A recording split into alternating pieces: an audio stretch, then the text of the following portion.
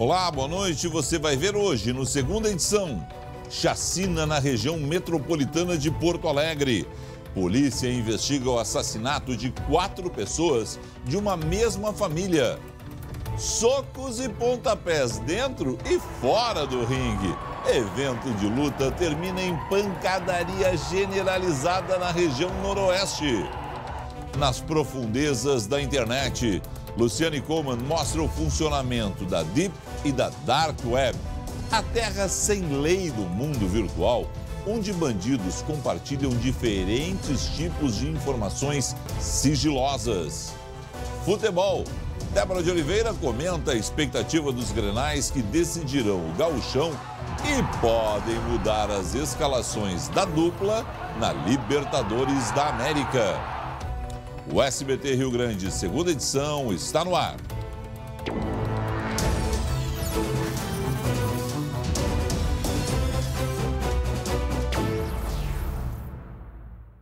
Mais um crime bárbaro na região metropolitana. 4 pessoas da mesma família foram mortas durante a madrugada em Alvorada.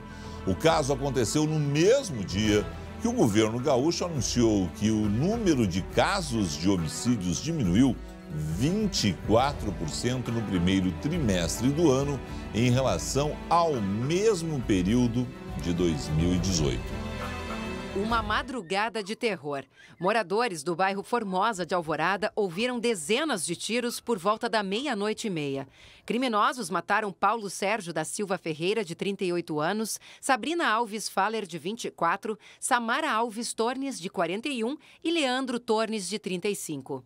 O crime começou nesta casa. Os bandidos invadiram e executaram o Paulo lá dentro. Depois pegaram a companheira dele e trouxeram aqui para a rua, pedindo a localização da casa da mãe dela, que fica a cerca de 50 metros logo após aquele poste. A jovem acabou assassinada no meio da rua. A quadrilha executou a mãe, a Samara, no portão e o companheiro Leandro no interior da casa. Segundo a polícia, a chacina aconteceu em um beco disputado por facções de tráfico de drogas. Os investigadores querem descobrir a motivação do crime. Isso porque os 2 homens mortos tinham vários antecedentes criminais, principalmente por roubos, ameaças e furtos, mas nada relacionado ao tráfico. E a gente acredita que possa ser uma disputa de 2 facções pelo controle do tráfico. Não necessariamente as vítimas estariam envolvidas, né? Pode ser uma demonstração de poder de uma facção frente à outra. Tem denúncias de tiros disparados ali durante a noite, então o pessoal tem medo de falar. E já estão presos os 3 homens suspeitos de matar um brigadiano em Triunfo. O crime aconteceu na quinta-feira da semana passada. O repórter Marcelo Chemali tem mais informações. No último sábado, a Polícia Civil, com o apoio da Brigada Militar, da SUSEP e também da Polícia Rodoviária Federal, conseguiu prender 3 suspeitos, um deles em São Leopoldo, o outro em Novo Hamburgo e o terceiro em Lajeado, no Vale do Taquari. Eles ainda não prestaram depoimento, o inquérito não está concluído 100%, mas a principal hipótese da Polícia Civil é um crime de latrocínio, o roubo seguido de morte. A prisão é uma fase do inquérito e que agora nós vamos mantê-lo em andamento e tentar descobrir outros indícios e quem sabe outros suspeitos. Então indivíduos já experimentados no crime e cometeram esse latrocínio contra o colega, que a gente fica muito preocupado, né, na verdade, com o aumento do crime. O Emerson Daltri Tagello, de 41 anos, estava há mais de 20 anos na Brigada Militar, estava lotado atualmente no presídio, na cadeia pública de Porto Alegre, o antigo presídio central. Você já ouviu falar em Deep Web? Já ouviu falar em Dark Web? Em instantes, uma reportagem especial da Luciane Coleman mostra o que é isso. Se você não sabe, chama a família, porque afinal de contas interessa a todo mundo. É um mundo obscuro da internet que a gente tem que tomar muito cuidado. Em instantes, aqui no segunda edição. A Câmara Municipal votou hoje algumas emendas do projeto de lei da Prefeitura que autoriza a concessão de praças e parques para iniciativa privada. Vamos à redação. Luciane Coleman, como foi esta segunda parte da apreciação pelos vereadores desses projetos que envolvem a toda a população, porque afinal de contas a gente está falando de parques e praças espalhados por toda a cidade. Lu, boa noite. Boa noite, Felipe. Boa noite para o pessoal de casa. Olha, por enquanto os parlamentares rejeitaram 3 das 19 emendas que foram apresentadas ao projeto. A única aprovada até agora foi a número 4, que fala de uma das questões, inclusive, mais polêmicas, a proibição de cobrança de ingresso. O texto proíbe a cobrança, então, de ingresso, né, para entrar nos parques e praças, autoriza apenas a cobrança para serviços específicos ou áreas internas que tenham recebido investimentos expressivos. Ainda tem 15 emendas para serem votadas na próxima sessão, marcada para quarta. De acordo com o projeto de lei da Prefeitura, né, vamos relembrar, por meio de concessões de até 35 anos, Sim. As empresas ficarão, então, responsáveis por serviços como administração, manutenção, reforma, ampliação das praças e parques. Portanto, se existir uma dúvida, se tem uma brecha ou não para cobrar, né? Não tem mais brecha nenhuma, votar numa emenda, essa emenda terminantemente proíbe, né, o acesso aos parques, o que era óbvio, né, mas está liberado, é livre, sem nenhum custo a ninguém, é isso? Exatamente, Felipe. Aí, claro que se o projeto for aprovado, cabe então ao prefeito, né, não derrubar essas emendas aprovadas, que daí ele também pode fazer isso. Mas inclusive foi aprovado com votos, né, da base. Com certeza, então, para deixar bem claro mesmo, né? Já que exatamente, que é para não deixar dúvidas em relação a esse ponto, né?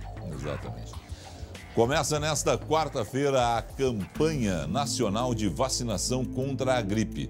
Aqui no estado, ela estará disponível em toda a rede do SUS. Serão priorizadas as crianças de 1 a 6 anos de idade, gestantes e mulheres que ganharam bebês recentemente em decorrência da vulnerabilidade desse público. A partir do dia 22 de abril, todo o público-alvo da campanha poderá se vacinar. Quem não quer esperar as doses gratuitas pode procurar uma clínica particular, onde a vacina custa em média R$100.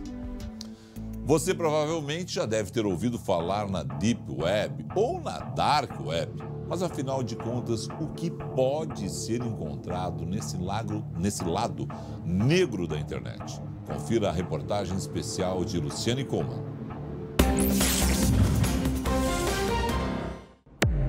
O massacre na escola de Suzano, no interior de São Paulo, revelou ao grande público o lado obscuro da internet.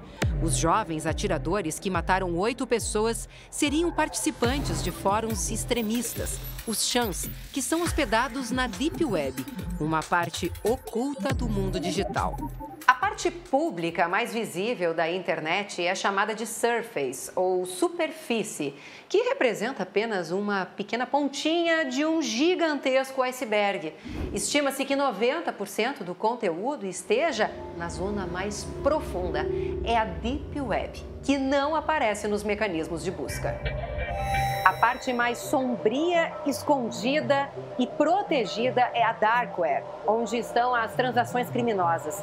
Para acessar, é preciso utilizar navegadores específicos que criptografam as informações de origem e destino, fazendo com que esta imensidão circule de forma anônima, sem deixar rastro. É um projeto do governo americano, foi desenvolvido pela Marinha Americana na década de 90, para manter o objetivo de se poder ter comunicações privadas, em que só pessoas autorizadas pudessem fazer acesso e que ele não fosse visível para esses mecanismos de indexação. O objetivo inicial de garantir sigilo e segurança abriu espaço para a ilegalidade. Lendas da Deep Web deram origem a diversos filmes de terror.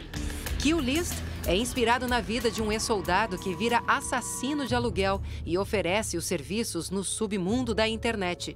Grim Love conta a história do alemão Armin Meiwes, que sonha em comer carne humana e encontra na Deep Web um voluntário. Já a suposta venda de serviços de tortura para satisfazer desejos macabros virou o filme O Albergue. O documentário Deep Web mostra a trajetória do americano Ross Ulbricht, preso em 2013 por manter um dos maiores mercados online de venda de drogas, o The Silk Road. Mas afinal, o que é real nessa terra sem lei? Para o Ministério Público, o anonimato protege o mercado de pornografia infanto-juvenil. O comércio de imagens é feito por Bitcoin, um dinheiro eletrônico que dificulta ainda mais o rastreamento. O MP atua em cima de denúncias, até porque 70% dos pedófilos de internet são também abusadores. É quase impossível dimensionar o tamanho desse mercado pela razão que ele é um mercado global, ele é mundial. É desproporcional o número de pessoas trabalhando para o mal e ganhando dinheiro com isso, com o número de pessoas e equipamentos e recursos investigando. A pornografia infantil lidera a lista de denúncias na internet, segundo a ONG SaferNet Brasil. Em 13 anos, foram mais de 1.600.000. Em segundo lugar está a apologia a crimes contra a vida e o racismo. O avanço da criminalidade no ambiente virtual levou esta empresa de monitoramento de riscos digitais a criar um serviço de varredura na Deep Web. A grande parte do conteúdo é venda de dados, então seria cartões, roubados ou login e senha.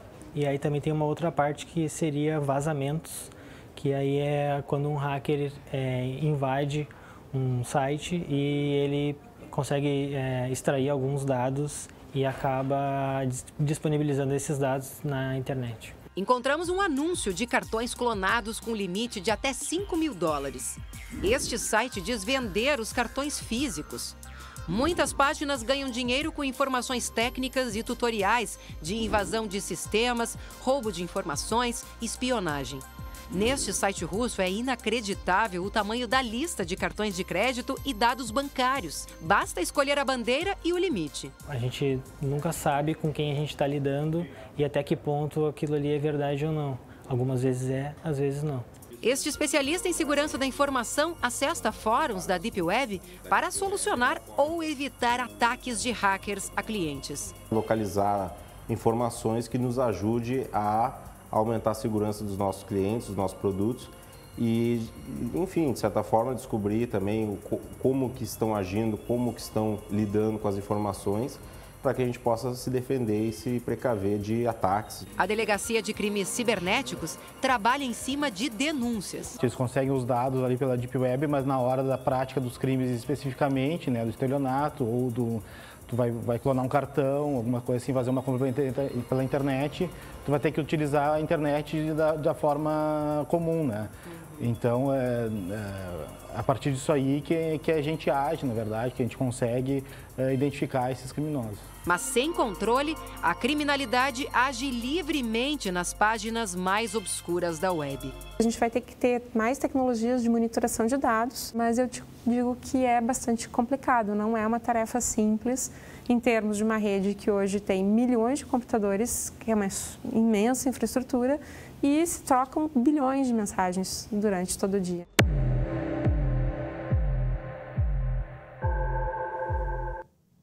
Quem achou falta daquela informação assim, como eu acesso a Deep Web? Não é um tutorial. É um alerta para você que está em casa, cuidar do seu computador, de quem mexe no seu computador e principalmente por onde os seus filhos podem estar navegando. A matéria, a reportagem da Luciane Kuhlmann é um alerta às pessoas, Lu, porque esse submundo aí é de bandido. Exatamente, Felipe. Eu acho que ficou bem claro, aí na nossa reportagem que tem muita coisa ilegal circulando, de forma anônima, Eles ficam protegidos pelo anonimato. O anonimato abre brecha para a criminalidade, para a ilegalidade. E aí tudo de ruim, que inclusive antes circulava na internet, na nossa internet normal, migrou para lá sem qualquer controle, Felipe. Então, assim, eu acho que é um alerta para os pais ficarem ligados no que os filhos estão acessando e um alerta principalmente para as autoridades, Tanto Polícia Federal, ABIN, Polícia Civil, enfim, todas as autoridades, polícias que lidam com a questão de inteligência, de se criar daqui a pouco um mecanismo para se combater esse tipo de criminalidade, esses crimes que estão circulando livremente, nesse espaço aí bem abaixo do nosso nariz. E a primeira responsabilidade é nossa em relação aos nossos computadores, aquelas pessoas que estão à nossa volta, entrando em internet. Eu sei acessar a Deep Web. Opa, não. Fica alerta, fica ligado. Fique alerta, porque é uma terra sem lei. Qualquer clique em falso, você pode ser atacado, ou seja, ter um vírus, Alguém pode extrair dados do seu computador, porque, fique claro, é uma terra sem lei. Exatamente. É uma terra sem lei. Reforçando, a gente já disse aqui, mas pais cuidado onde seus filhos estão navegando, porque muitos jovens acessam por meio de várias formas diferentes, mas por meios que não são legais. Exatamente. Às vezes ficam até curiosos, né? Exato. Mas assim, não vale a pena, Felipe, não vale a pena. Infelizmente se tornou um ambiente muito hostil. Você pode até estar pesquisando lá um material, mas é um material bacana, acadêmico. Não faça isso. Tá certo. Bom, Lu, como é que fica o tempo, a previsão do tempo para os próximos dias no Rio Grande do Sul? Olha, Felipe, chega, né, de umidade, chega daquela chuvinha, pelo amor de Deus, né, do fim de semana. Finalmente chegou ao estado uma massa de ar seco para a alegria de todo mundo, a nossa e o pessoal que está nos assistindo. Então vamos dar uma olhadinha como é que fica o tempo amanhã nos mapas. Bom, a terça-feira vai ter mínimas abaixo dos 10 graus no Vale do Taquari, Planalto e Serra. Nos pontos mais altos, ali nos aparatos, pode chegar a 5 graus. Chance de nevoeiro no amanhecer, o dia vai ter muito sol e aí, claro, a temperatura acaba subindo um pouco à tarde. Em Porto Alegre, terça-feira de sol, um pouco de nuvens, temperatura entre 12, não passa dos 26.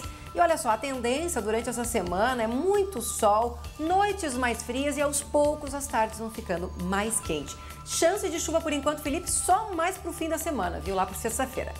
Maravilha, Lu.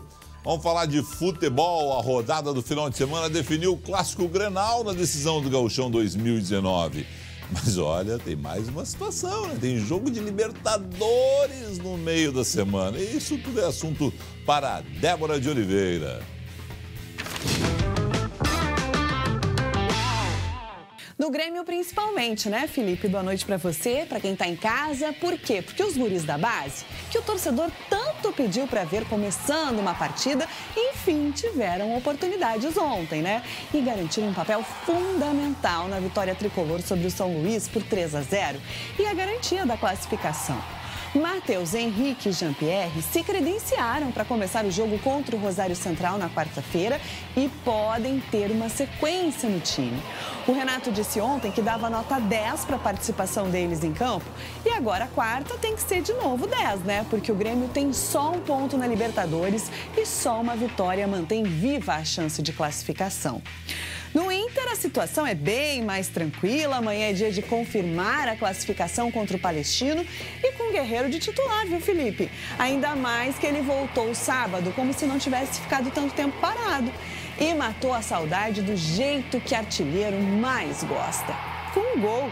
E agora pode sobrar para quem? Para o Rafael Sobis ceder espaço no time para o peruano jogar como titular. O Odair fez questão de elogiar o todo, mas uma sequência a Guerreiro pode ser fundamental para colher bons frutos com ele no decorrer da Libertadores, mas também principalmente para o primeiro Grenal da final do Gauchão, domingo, no estádio Beira-Rio. Lembrando que eu falo sempre em nome de Rede H Pharma de Farmácias, que cuida com o coração. E a gente volta daqui a pouco com as informações sobre esta pancadaria que aconteceu no noroeste do Rio Grande do Sul durante um evento de luta. Mas a briga se estendeu mesmo, foi para fora do ringue em instantes.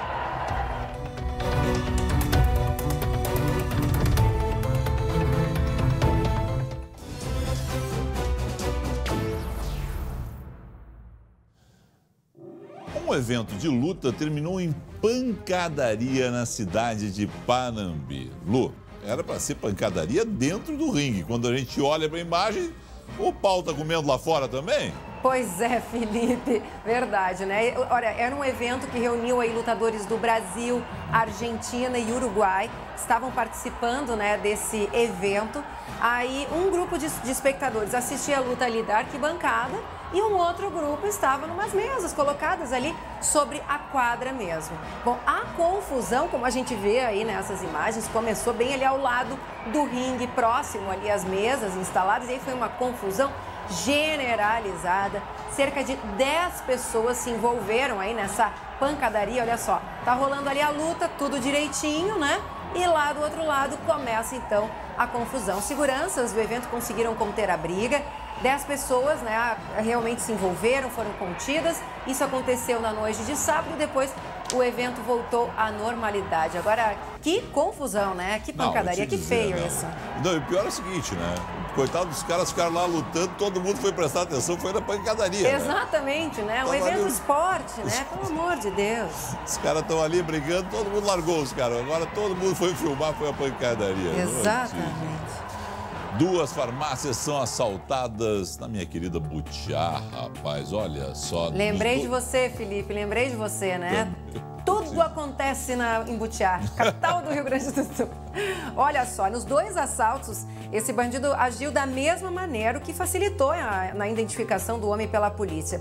Os crimes aconteceram ontem e hoje lá em Butiá. Nas imagens a gente vê sempre o momento exato, né, que o assaltante entra na farmácia, que fica lá no centro da cidade, na tarde de hoje, e aí acaba então rendendo o atendente e roubando ali o caixa. Cerca de R$300 foram levados. Populares reconheceram o homem e aí alertaram a Brigada Militar. A Polícia Civil fez a prisão em flagrante dele agora no fim da tarde, né? Um bom final aí para essa história, para esse pessoal aí que acabou tendo um prejuízo, né, Felipe? Agora, a pena é o seguinte, né? Vai ser drive-thru, né? Vai entrar para um lado e sair pelo outro, porque é aquelas prisões que acabam não dando nada, né? Infelizmente. Infelizmente. Lu, obrigado a você aí, uma excelente noite. Tchau. Obrigado a você pela sua audiência e fique com o SBT Brasil. Tchau.